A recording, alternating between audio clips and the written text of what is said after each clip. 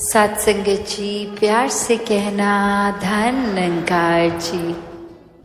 कैसे हैं कि हमने क्या वाकई ही एक सीमित रूप बना लिया है कि जो हमारे वाकई ही नज़दीक रहते हैं, बैठते हैं, वो हो गए पड़ोसी और कोई नहीं है। एक क्या दायरा इतना तंग दिली का बना लिया है कि उसके बियॉन्ड नहीं है। अक्सर एक अपने घर में भी देखते हैं तो अपने कमरे से हो सकता है अपने और परिवार के सदस्यों के कमरे चाहे नज़दीक हैं तो उस रूप में तो वो भी पड़ोसी ही हुए। और हमारा रिश्ता क्या एक छोटे से यूनिट परिवार के जो चंद मेंबर्स हैं उनके साथ भी क्या प्यार का है, वो दिल से दिल जुड़ा है कि नहीं, या सिर्फ एक परिवार में जन्म ले लिया है तो इसलिए ही बस एक छत के नीचे गुजरान कर रहे हैं।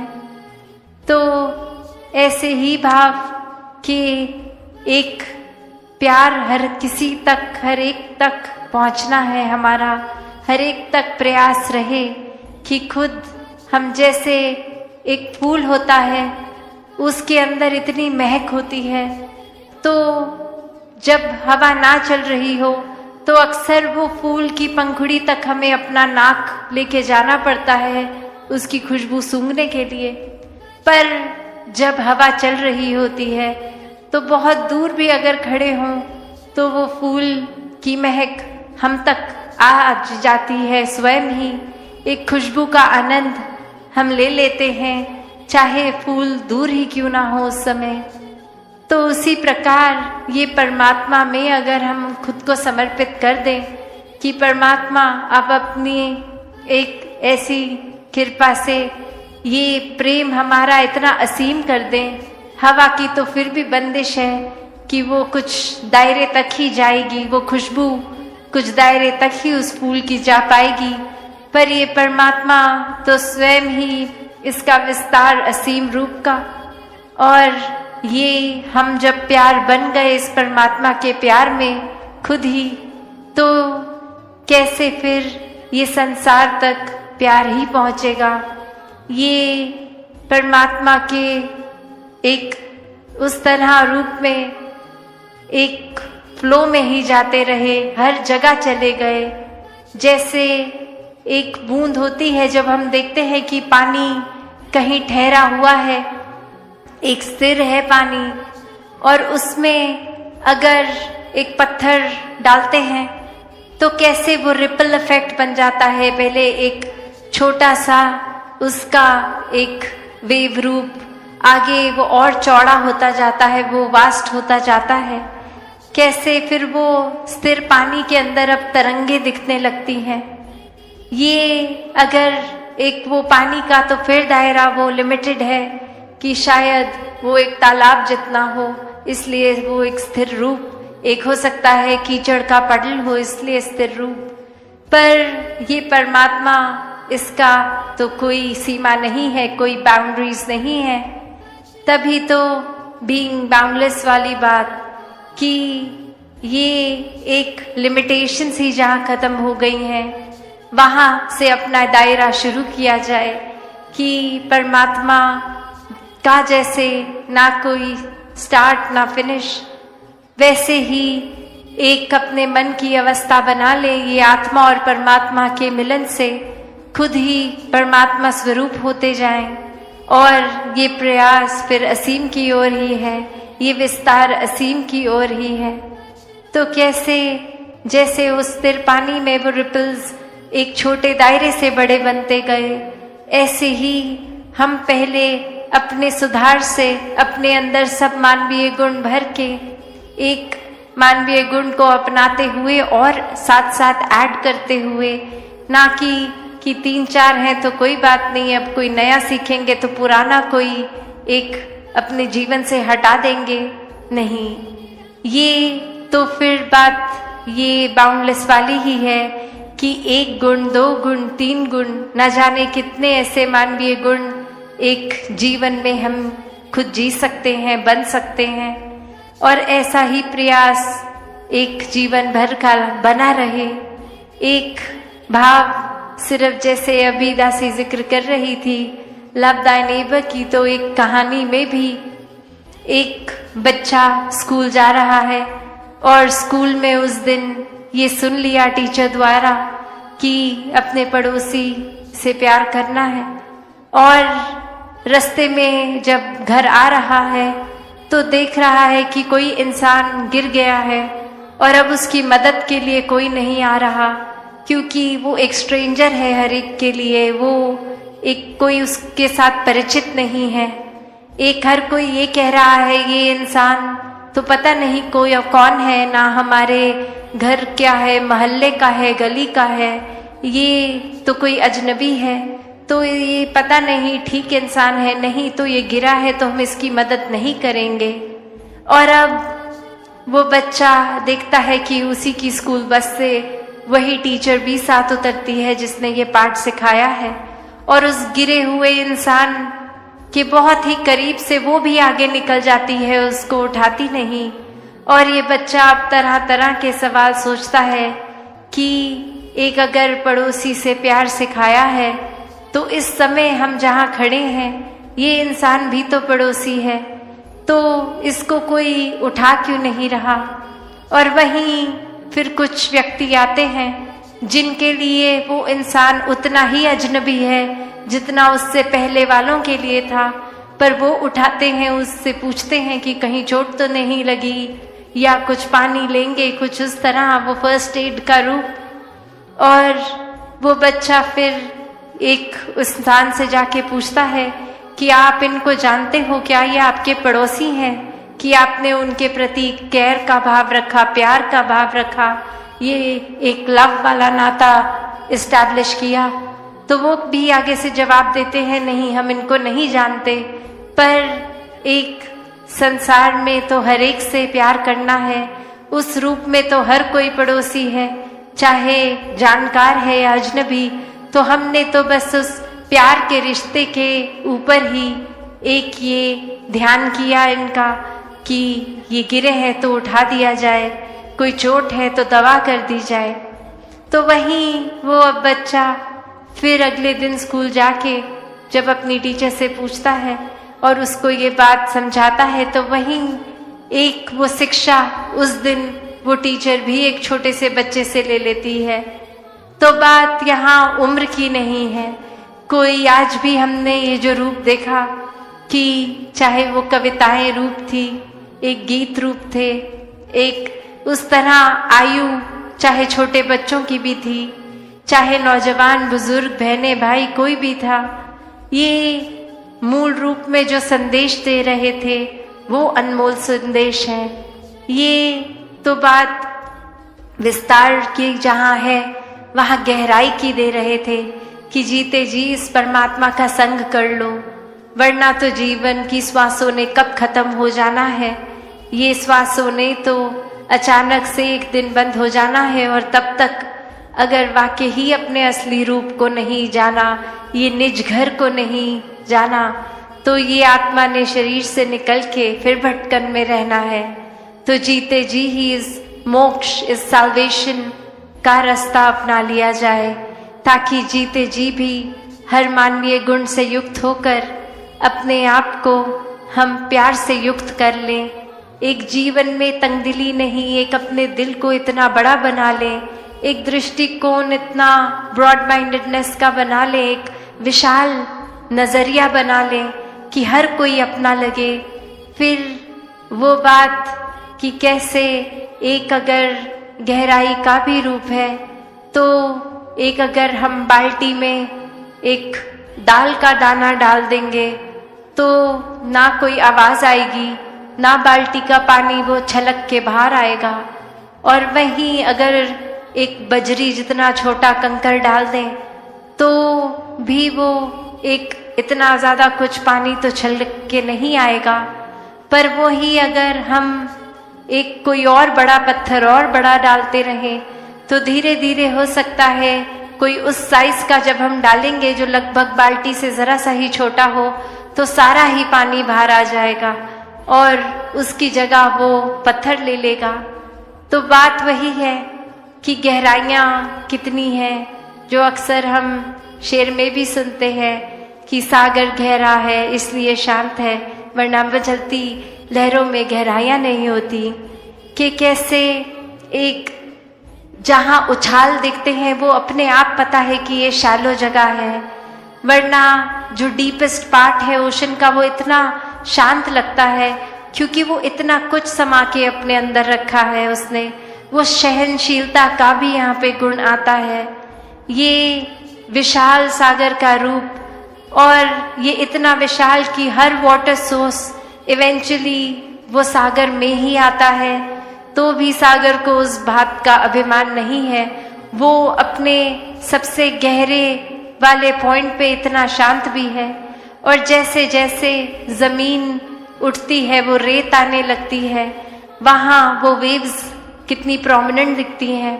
उस जगह पे उछाल भी है, एक रूप उसका इस तरह कि एक उछल रही है, मचल रही है, एक बेचैनी का भाव, वहाँ स्थिरता नहीं है, वहाँ विशालता भी नहीं है। तो बात वही कि इंसान भी आजकल इस तरह ही भाव रखते हैं कि अपने कर्मों में या अपने अंदर की विशालता पे तो जोर नहीं दे रहे हैं कि हम कैसे अपने अंदर इंट्रोस्पेक्ट करें, अपनी सोच का विस्तार करें, अपने कैरेक्टर बिल्डिंग का विस्तार करें। पर एक अपनी बातों को, अपनी अपने छोटे छोटे चीज़ें जो हासिल करी हैं उनका इतना डंका बजा के शोर मचा रहे हैं कि वो लहरों के समान छलक रहे हैं इधर उधर। और वो ही बात, ऊंची दुकान फीका पकवान की बातें ज़्यादा और कर्म देखे जाएं तो कुछ है नहीं। एक हासिल छोटी सी उपलब्धि को भी इतना शोर मचा के कर दिया।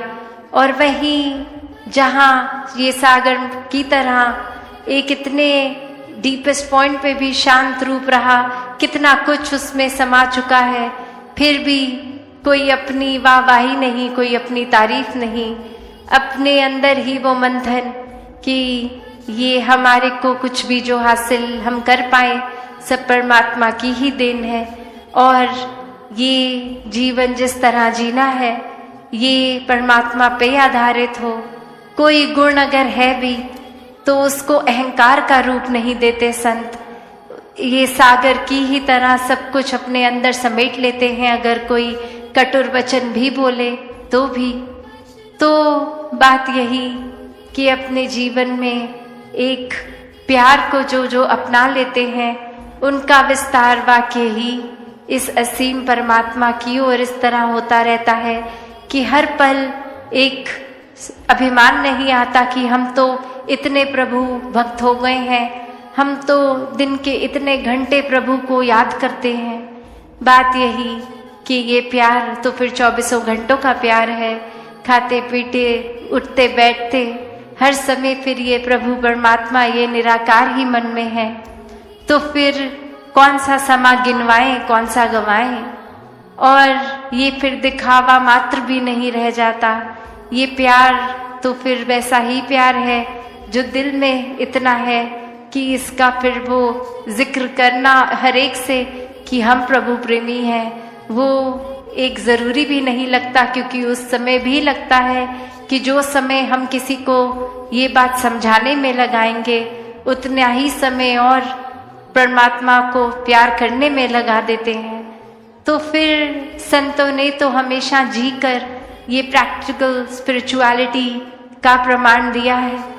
एक अपने जीवन में आध्यात्मिकता को उस तरह जिया है कि अपनी सारी सामाजिक पारिवारिक कर्तव्य निभाते हुए भी एक आध्यात्मिक पहलू को इतना ऊंचा स्तर दिया है कि जीवन में हर समय एक भक्ति का विस्तार होता गया।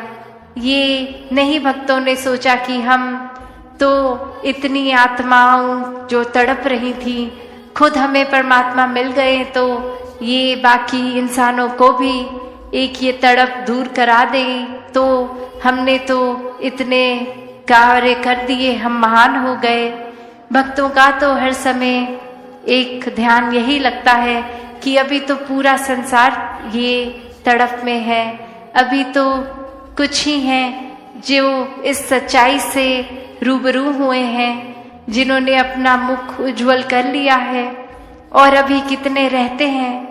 तो भक्तों ने तो हमेशा ये आगे बढ़ने वाली बात ही सिखाई है कि हर एक को जितने भी ज़्यादा से ज़्यादा परमात्मा के भक्त हो जाएं, उतना ये कार्य करते गए। भक्तों को फिर अपने भी खाने पीने उठने बैठने का कोई ख्याल नहीं है, सिर्फ यही लगन लगती है कि जिस तरह जीते जी हम चाहे अमीर हैं गरीब हैं पर मन आनंद में है, सुखी हैं, वैसे ही हर कोई हो जाए, ये परमात्मा के रंग में हर कोई रंग जाए। तो ऐसा ही मन में प्यार का विस्तार, सोच का विस्तार भक्तों ने जी कर सिखाया है और ऐसा ही जीवन हर कोई जी सकता है। ये विस्तार हर कोई अपने आप के अंदर से ये पहले भीतर अपनी अंदर गहराई में जाएं, एक अपने अंदर मंथन करके ये सोच कर, ये अपने आप को जानकर कि हम कहाँ खड़े हैं, किस तरह के हैं, अपना सुधार किस तरह किया जाए, कौन सा रास्ता लिया जाए और परमात्मा को किस तरह हर समय के लिए मन में का हम हाथ कितनी बार जला लेते हैं, सिर्फ ऐसी कोई गर्म चीज़ पकड़ने के लिए जो नियत रखते हैं वो गर्म चीज़ सामने वाले पे फेंकेंगे, अगला जल जाएगा और वो निशाना हमारा लगे, उस इंसान को वो चीज़ ना लगे। पर जितनी देर वो चीज़ हमारे हाथ में है, हमारा हाथ तो कंपल्सरी ये एक जलेगा ही जलेगा, वो तो कोई दूसरा उसमें ऑप्शन ही नहीं है। तो चीज़ें क्या अपने पास रखनी है मन में, क्या नहीं। और सिर्फ ये कोई एक वो बात नहीं कि समाज में एक बिहेवियरल बात की ही ऐसी नहीं हो रही कि अच्छे कर्म या बुरे कर्म, वो भी एक ब्रॉडर अगर आत्ममंथन की जहाँ बात हो रही है, सब बातें उसमें आती हैं। पर असल में तो ये अपनी खुद पे काम करने वाली बात है, ये अपने सुधार की बात है। वो चाहे हर तरीके का हो, पर जिन्होंने ये स्पिरिचुअल ग्रोथ को ही प्राथमिकता दी है, आध्यात्मिक पहलू को अपने अंदर इतना आत्ममंथन करके पक्का कर लिया, ये प्रभु परमात्मा से अपना नाता और गहरा जोड़ लिया, तो अक्सर हम खुद ये महसूस भी करते हैं कि जब भी हम ऐसे फील करते हैं कि हम स्पिरिचुअली ग्रो कर रहे हैं, तो बाकी सोशल पहलू, बिहेवियरल पहलू, संसार के अपने व्यवहार, अपने सामाजिक रिश्ते सब खुद ब खुद बेहतर हो जाता है, क्योंकि मन हमारा एक टिक रहा है सही जगह।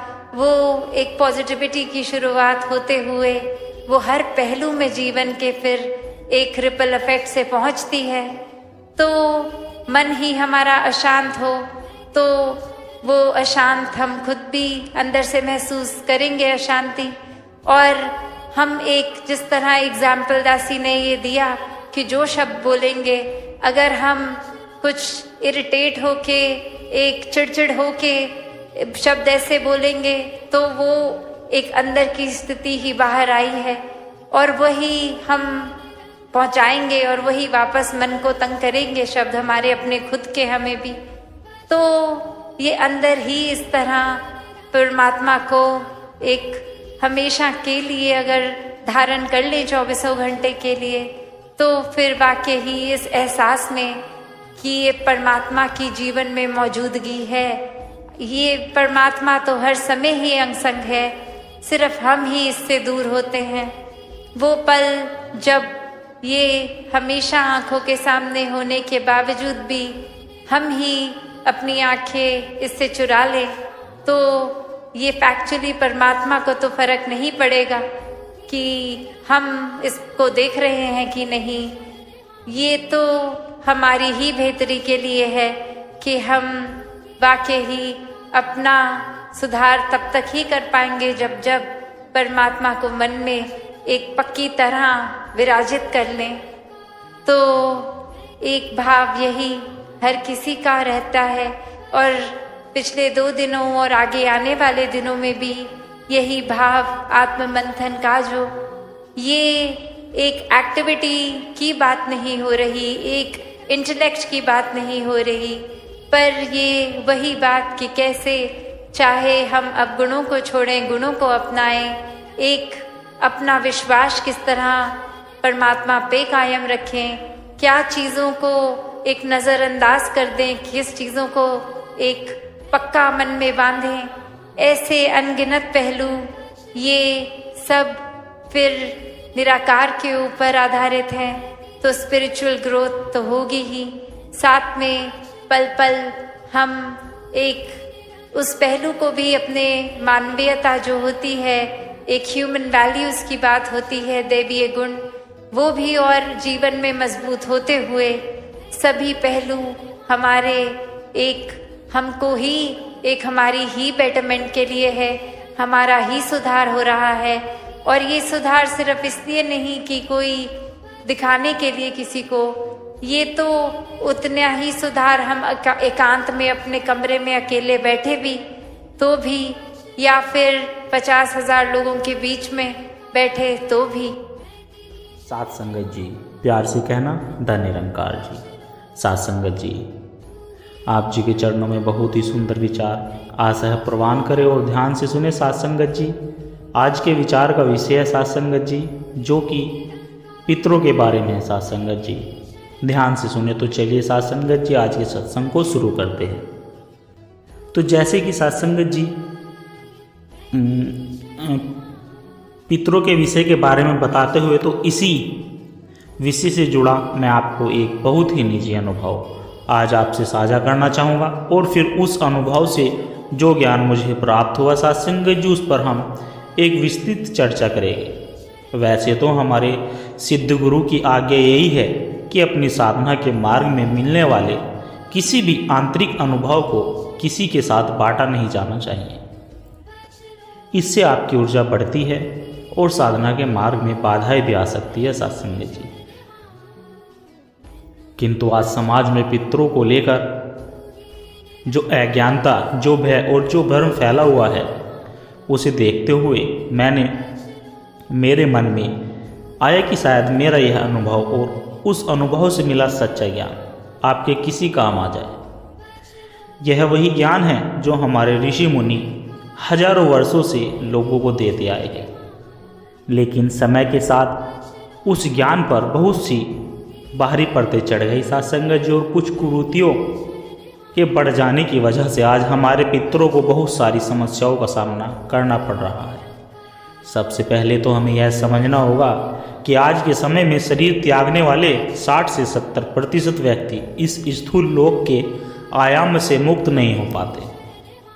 वे यही सूक्ष्म जगत में अटक जाते हैं, और यही हमारे सांसारिक दुखों का एक बहुत बड़ा कारण बनता है साथ संगत जी। और यह जानकर आपको आश्चर्य होगा कि संसार में रह रहे लगभग 95% लोगों की ऊर्जा शरीर में बहुत सारी बाहरी सत्ताएं यानी एंटिटीज और उनके अपने ही पूर्वज यानी एंसेंटर्स जुड़े रहते हैं। जैसे उन्हें जीवन को प्रभावित करते हैं, बहुत लोगों को यह भी प्रसन्न रहता है साथ संगत जी कि मनुष्य का ही जीवात्मा क्यों भटकती है। जीव जंतु पशु पक्षी व जीवात्मा इन सभी की क्यों नहीं भटकती। तो इसका सीधा सा उत्तर यही है साथ संगत जी कि मनुष्य के भीतर मन है, इसलिए उन्हें मनुष्य कहा गया है। उनके भीतर स्वतंत्र इच्छा है जो कि बाकी योनियों में नहीं है, लेकिन यह एक बहुत गहरा और लंबा विषय है। इस पर हम फिर कभी विस्तार से बात करेंगे साथ संगत जी। तो बात यह है कि मैं घर पर तो ध्यान करता ही हूँ, लेकिन मैं अपने केबिन यानी फैक्ट्री में भी ध्यान करता हूँ जब भी मुझे समय मिलता है। अभी कुछ दिन पहले साथ संगत जी पितृ पक्ष के दौरान ही मैं अपने ध्यान में के समय बैठा था। जैसे ही आप जानते हैं कि यह वह समय चल रहा था जब कई सिद्ध और शक्तिशाली पितृ आत्माएं कुछ समय के लिए संसार में आवागमन करते हैं। यहाँ तक कि कई सिद्धि योगी और मुनि भी सूक्ष्म रूप से यहाँ विचरण करते हैं। तो ध्यान की गहराई में एक सिद्ध पुरुष सूक्ष्म रूप से मेरे सम्मुख प्रकट हुए। साथ संगत जी, अब हमारे गुरु ने हमें एक गहरा सूत्र दिया है कि ध्यान के समय अगर कोई देवी देवता या फिर ऋषि मुनि दर्शन दे तो वहाँ रुक नहीं जाना है उन्हें प्रणाम करके अपनी यात्रा में आगे बढ़ जाना है। अगर तुम उस दर्शन में अटक गए तो तुम्हारी यात्रा वहीं रुक जाएगी। तो साथ संगत जी, मैंने भी उस आज्ञा का पालन करते हुए उन सिद्ध पुरुष को मन ही मन प्रणाम किया। उन्हें अपनी बातें उन्होंने अपनी कुछ बातें कही। हमारे बीच जो संक्षिप्त वार्तालाप हुआ वह तो मैं आपको नहीं बता सकता साथ संगत जी। लेकिन फिर मैंने उनसे एक प्रश्न पूछने की अनुमति मांगी। मैंने उनसे कहा कि प्रभु चरण, दिन पहले हमारे घर में पितरों के निमित्त भोजन बना था। पूजा के समय गलती से उस भोजन पर मेरा पैर लग गया और वहाँ जलाई गई धूप की राख भी उस पर बिखर गई। तो मेरी मम्मी ने कहा कि पितरों से क्षमा मांगो, तुमसे गलती हुई है। मैंने क्षमा भी मांग ली, लेकिन मैं इस विषय में अज्ञानी हूँ। साथ संगत जी, कृपा करके मेरा मार्गदर्शन करें कि ऐसा गलती का वास्तविक उपाय क्या है। तब उन सिद्ध पुरुषों ने मुझे जो उत्तर दिया वह उत्तर आज के सत्संग का आधार है। साथ संगत जी, उन्होंने कहा कि पुत्र, तुम जो कर रहे हो वही परम उपाय है। तुम्हारी आध्यात्मिक उन्नति और तुम्हारी मुक्ति हित तुम्हारी 100 पीढ़ियों का उद्धार करेगी। उनका कहने का जो अर्थ था, उनका जो संकेत था, आज मैं उसी विषय पर आपसे कुछ विस्तृत बातें करना चाहता हूँ। साथ संगत जी, यही सत्य ज्ञान है और यही वह ज्ञान है जो कहीं ना कहीं हमारे वेदों में, हमारे उपनिषदों में ऋषियों ने बार बार कहा कि जब वंश में कोई एक आत्मा जागती है, जब वह ध्यान और साधना में अपनी ऊर्जा और अपनी फ्रीक्वेंसी को बढ़ा लेती है तो वह स्वयं ही अपने कुल के लिए एक चलता फिरता तीर्थ बन जाती है। उनकी ऊर्जा की तरंगे साथ संगत जी, उसके प्रकाश की किरणें उसकी जड़ों तक पहुंचकर उन्हें भी शांति और मुक्ति प्रदान करती है। तो साथ संगत जी, यह सत्संग इस परम रहस्य पर है कि इसे पूरे ध्यान और खुली चेतना के साथ सुनना, बड़े ध्यान से सुनना। वह परम उपाय क्या है? वह उपाय क्या है? आत्म रूपांतरण, स्वयं का उद्धार। तो उन सिद्ध महापुरुष के जो यह वचन थे कि तुम्हारी आध्यात्मिक उन्नति और तुम्हारी मुक्ति ही तुम्हारी पीढ़ियों का उद्धार कर देगी, ये परम सत्य है। साथ संगत जी, वह गढ़ रहस्य है जिसे हमारे ऋषियों ने, वेदों ने और उपनिषदों में अलग अलग तरीके से समझाने की कोशिश की है। यह सुनने में शायद आपको आश्चर्यजनक लगे और आप सोचोगे कि मेरी स्वयं के उद्धार से मेरे पितरों का कल्याण कैसे हो सकता है। साथ संगत जी, मेरा जीवन तो मेरा है, उनका जीवन उनका था। इस संबंध को समझाने के लिए आपको ऊर्जा और चेतना के विज्ञान को समझना होगा। कल्पना कीजिए साथ संगत जी कि आपके वंश परंपरा एक नदी की तरह है, एक चेतना की नदी, रिवर ऑफ कन्वेंशन। आपके पूर्वज उस नदी का उद्गमन है और आप उस नदी का वर्तमान प्रवाह है और आपकी संतानें उस भविष्य का प्रवाह होगी। यह एक ही जल है, एक ही चेतना की धारा है जो पीढ़ी दर पीढ़ी बह रही है। अगर नदी में उद्गमन में कोई अशुद्धि, कोई मेल या फिर कोई भारीपन है तो क्या वह प्रवाह में आगे नहीं बढ़ेगा? साथ संगत जी, अवश्य बहेगा।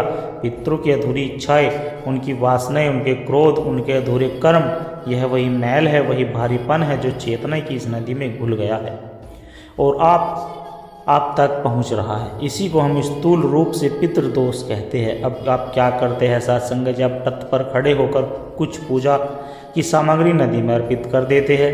यह एक उपाय है, अच्छा है। इससे जल को क्षणिक शांति मिलती है साथ संगत जी। लेकिन नदी के जल को स्थायी रूप से शुद्ध करने का उपाय क्या है? तो उपाय यह है कि प्रवाह में कोई ऐसा स्थान आए जहां एक दिव्य फिल्टर लग जाए। साथ संगत जी, फिल्टर एक ऐसा शोधक यंत्र जो उस जल की सारी अशुद्धि को सोख ले और आगे केवल अमृत समान शुद्ध जल को ही बहने दे। तो मेरे साथ संगत जी, प्रिय आत्मन, आप ही वह दिव्य फिल्टर है, आपकी चेतना ही वह शोध यंत्र है। जब आप स्वयं पर कार्य करते हो, जब आप आत्म रूपांतरण के मार्ग पर चलते हो, तो आप अपनी चेतना की अग्नि को प्रज्वलित करते हैं। ध्यान, तप, स्वाध्याय, सेवा और भक्ति से जब आपकी चेतना शुद्ध और उद्गामी होने लगती है तो आप एक शक्तिशाली ऊर्जा का क्षेत्र बन जाते हैं। समझिए यह कैसे काम करता है सत्संग जी, उसे मैं आपको बताता हूँ। आपके पितर सूक्ष्म रूप में विद्यमान है, ठीक है, वे आपसे रक्त के संबंध से नहीं, एक गहरे क्रम कार्मिक और चेतना के धागे से बंधे हुए हैं। आपकी हर भावना, आपका हर विचार, आपकी ऊर्जा का हर स्पंदन उस धागे के माध्यम से उन तक पहुंच जाता है। सत्संग जी, जब आप क्रोध, घृणा, ईर्ष्या, लोभ, वासना में जीते हैं तो आप एक निम्न आवृत्ति लो फ्रीक्वेंसी की भारी और मैली ऊर्जा उत्पन्न करते हैं। यह नकारात्मक ऊर्जा उस धागे से उन तक पहुंचती है और उनकी अतृप्ति और पीड़ा को और आगे बढ़ा देती है। सत्संग जी, वे पहले से ही अंधकार में हैं और आप उन तक और अंधकार भेज रहे हैं। लेकिन जब आप अपने जीवन को बदलने का संकल्प लेते हैं, पहला कदम लेते हैं जिसे मैं कहता हूँ शुद्धि। जब आप सात्विक भोजन करते हैं, सात्विक विचार रखते हैं, अपनी वाणी को शुद्ध करते हैं तो आप अपने भीतर सत्व गुण को बढ़ाते हैं। यह सात्विक ऊर्जा एक शीतल चंदन की लेप की तरह होती है सत्संग जी, जो उस धागे के माध्यम से आपके पितरों तक पहुंचकर उन्हें शीतलता और शांति प्रदान करती है। आपका सात्विक जीवन ही उनके लिए पहला तपर्पण है। सत्संग जी, बड़े ध्यान से सुनना। दूसरा कदम साधना।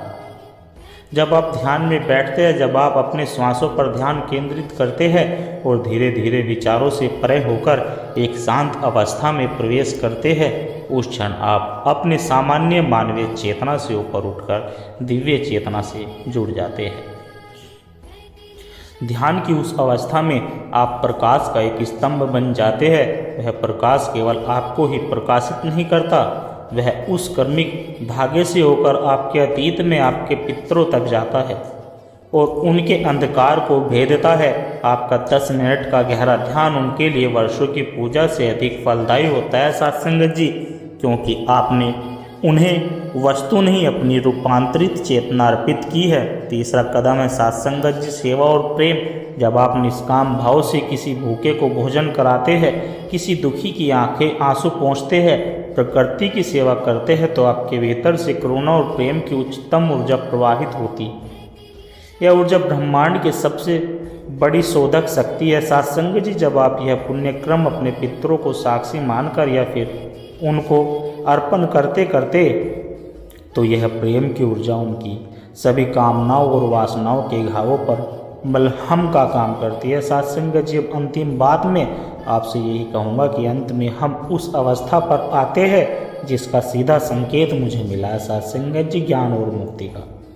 जब आप साधना करते हैं सत्संग जी, साधना करते करते उस अवस्था को प्राप्त कर लेते हैं जहाँ आपको आत्मज्ञान हो जाता है, जहाँ आप यह ज्ञान जान जाते हैं कि मैं यह शरीर नहीं, मैं यह मन नहीं, मैं वह शुद्ध अविनाशी आनंद स्वरूप आत्मा हूँ। उस क्षण आप अपने सभी कर्मों और बंधनों से मुक्त हो जाते हैं और जिस क्षण आप मुक्त होते हैं आप उस चेतना की नदी के सबसे बड़े सूतक बन जाते हैं। एक मुक्त सत्संग जी आत्मा, एक ज्ञानी पुरुष का अस्तित्व इतना शक्तिशाली होता है कि उसकी ऊर्जा के प्रभाव से उसके वंश की कई पीढ़ियाँ तर जाती है। हमारे शास्त्रों में कहा गया है कि कुल जायते ज्ञानी तार्य शतम कुलम, अर्थात जिस कुल में एक ज्ञानी जन्म लेता है वह अपनी 100 पीढ़ियों का उद्धार कर देता है। क्यों? क्योंकि अब आप उस नदी के प्रवाह में मैल नहीं बल्कि आत्म घोल रहे हो। आपका प्रकाश इतना प्रखर है कि वह उद्यम तक की अशुद्धियों को भस्म कर देता है। इसलिए मैं कहता हूँ सत्संग जी, आपकी मुक्ति ही उनकी मुक्ति है। आप जब तक स्वयं बंधे हुए हैं आप दूसरों को मुक्त कैसे कर सकते हैं? आप जब तक स्वयं अंधकार में हैं आप अपने पूर्वजों को प्रकाश कैसे दे सकते हैं? तो आज इसे पितृदोष को एक श्राप या फिर भय की तरह देखना बंद कीजिए, इसे एक आध्यात्मिक पुकार की तरह देखिए। आपके पूर्वजों के मौन पुकार है जो आपसे कह रहे हैं कि हे हमारे वंशजों, तुम जागो, तुम स्वयं को शुद्ध करो, तुम अपनी चेतना को ऊंचा उठाओ और तुम्हारे जागने में ही हमारी मुक्ति का रहस्य छिपा है।